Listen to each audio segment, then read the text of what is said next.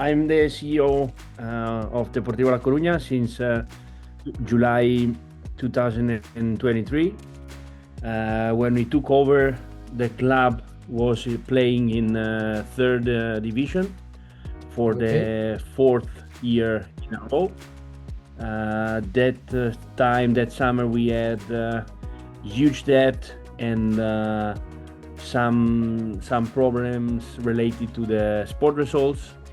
But started from that summer, thanks to the actual president, our president, we were able to renegotiate and pay all the debt during the first season.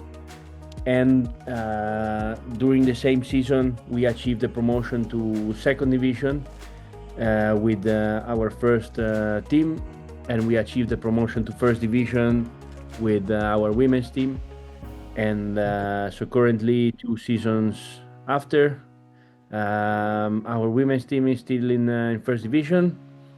Our second team that was playing fourth division at the time is now fighting for direct promotion to third division, the category where the first team was 2 years ago. And our team is now fighting for promotion to La Liga, and hopefully we can achieve the goal, and that's the most important thing for us. Okay, great. First of all, how important is Morocco in the history of Deportivo Club لاكورونيا? So, I mean, for us, it's I would say kind of a legacy that we want to stay connected with, that we want to work on and to respect. Of course, you remember Naivet is a legend for us and for I would say for the football, not only for Moroccan football, but I would say for European football. So for us, it's really important to continue this legacy, to maintain this link with Morocco. Basir and Adi were also super important. So for us, it's something that we want to keep alive and to keep working on. Hopefully, in the future, we would be able to be there with the first team. So yeah. That's great.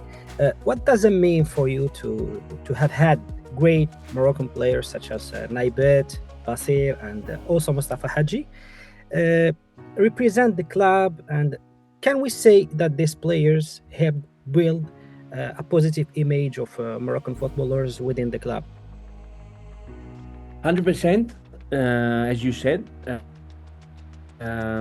Of course, even if there's no need to have a good image of Moroccan football, because we all know that Moroccan football is really good and the level is really high. So they help for the image of Moroccan football, but as a club, as Deportivo, they also helped in having other top player in the team, like we have now Zakaria Dachouri. When we were in talks to sign him, one of the first thing that he knew Deportivo because of those players. So that's why it's something that for us it's really important. Yeah, it's cool. So you're fighting for promotion this season. How do you evaluate your performances so far? If you go up, what is the plan for the next level? So we started as I told you before. We started in July 2023 with a big renovation plan of the entire club. With a completely new strategic plan. One of the first key pillar of our strategic plan is the academy, and another one are the infrastructures of the club. We started renovating the training center completely, and by summer 2027 we will have a completely new building for the first and second team, 100% dedicated, with the goal of facilitating the transition from the second team to the first team. So for us, it's really important to work on the academy and to give the best condition to the first team in order to compete at the top level. We're now in second division. As we always said, we have to look match by match. We don't want to think about the end of the season or within 2 months or within 1 month. We play Malaga on this Saturday, and we are completely focused on that. But the plans for the future are really good and really bright for Deportivo's future. And what we wanted to build, and what we had clear from the beginning, is that we wanted to rebuild this club from the foundations. So that's why we started from the academy and from the training center. Dashori is having such a great season. How do you explain his progress into the club? Saka. Zakaria, yeah. So I mean, he was from the beginning. He was really good. His impact was really important for us. We signed him in January 2025.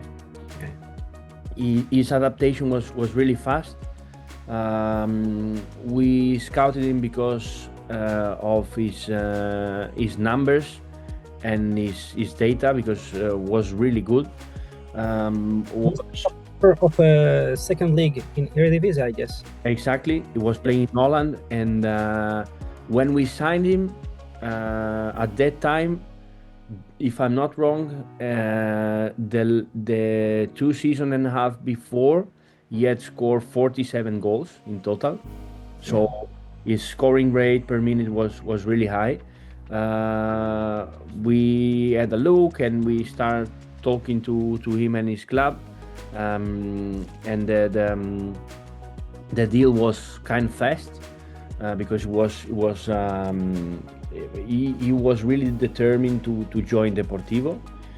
And I think that starting the season from the summer was really helpful for him, because he arrived mid-season last season. So it was kind of difficult because of the language, because of the teammates, and so on.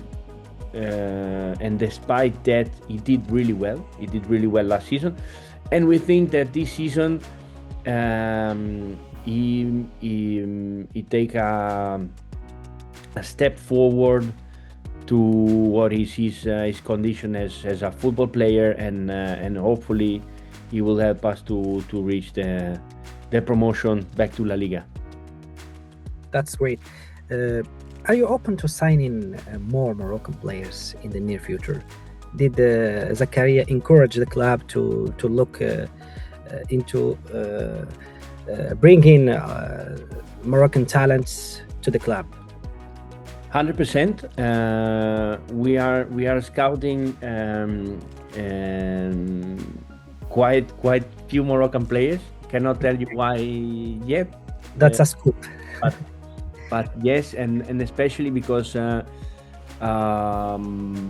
we are trying to develop our international scouting system, let's say, and we think that there's a lot of talent in some leagues of Europe. So that's what we want to do, and Zaka is an example of that, and for sure, like we think also that Moroccan players adapt really fast and really good to Spanish football. So it's something that we're really keen on. Okay, so in the same line, how do you integrate players coming from different cultures into the team's project? So first of all, we encourage them to take Spanish lesson.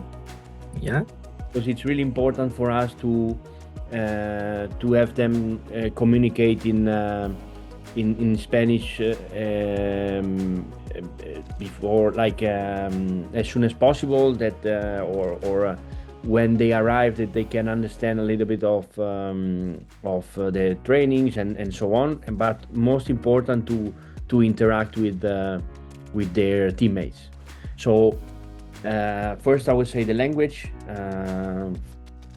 They have a professor, and they learn Spanish. And at the same time, if we can, we also have people that majority of them in the technical staff, they speak English. So today, most of the players, they speak English. So we try with these two things to help them. And then also with the food, I think it's super important. We have a full-time nutritionist, and we try to help them in Especially during Ramadan. Yeah. Exactly. Not also not only for Ramadan, but also like, because if you have to eat halal and these kind of things, we are really helping them, not only on daily basis, but also outside the training center, where you can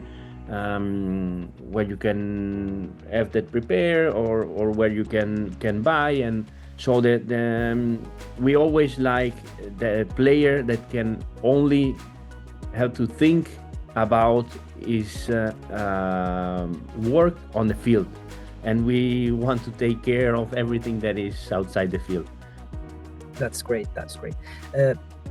Does the club have future projects outside Spain, particularly in Africa or North Africa? Could we see, for example, academies or partnerships in Morocco in the future?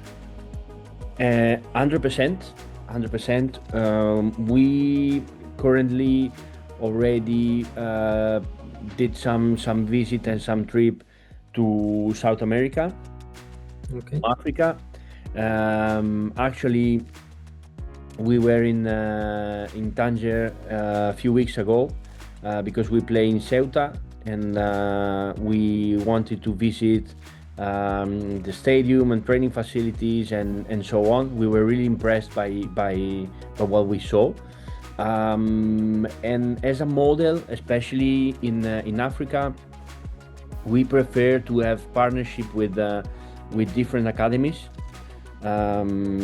So I don't think for now, or in the short term, we will open some academy, but what we are really keen on is to have partnership with different academies, and to maybe have some training camp and so on, with our coach, with our methodology and so on. So it's something that we are really keen on. Yeah. Got it. How do you see the organization of the World Cup between Morocco, Spain, and Portugal, and what role Deportivo can play for this major event?